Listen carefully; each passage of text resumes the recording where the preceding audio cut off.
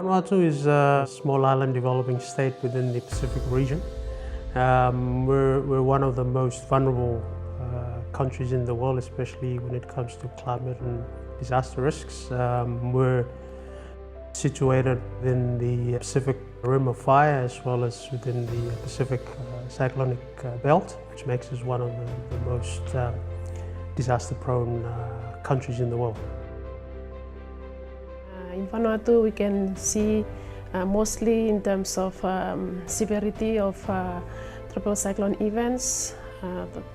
We have more and more tropical cyclone events category 5, which is not so regular in the past, but now we can see them more often.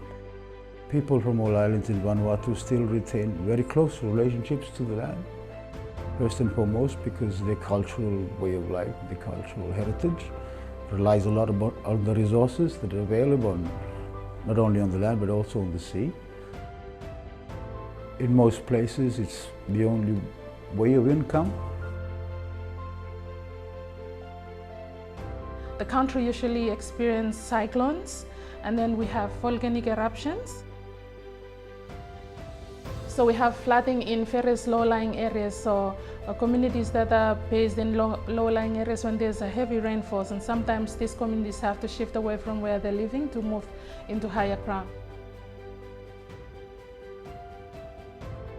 You're looking at issues related to food security, water security, even cultural security, which very much impacted by those particular climate impacts.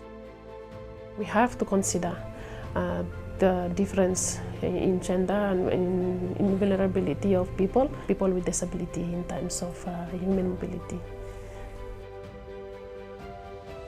For Vanuatu, human mobility or human displacement is bound to happen yet in the future, considering the magnitude and also very aggressive weather patterns that we have now in Vanuatu, in the Pacific.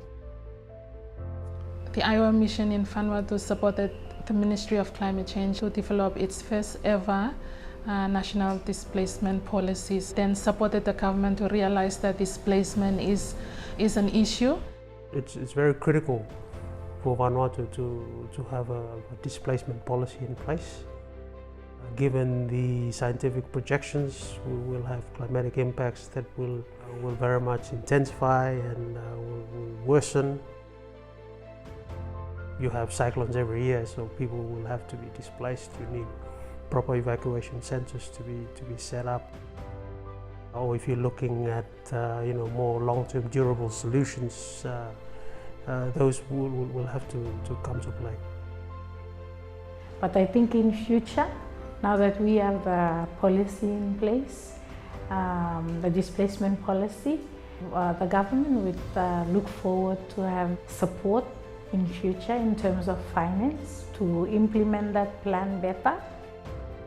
So I think it's about time that the government preps itself and looks to its strengths in the islands.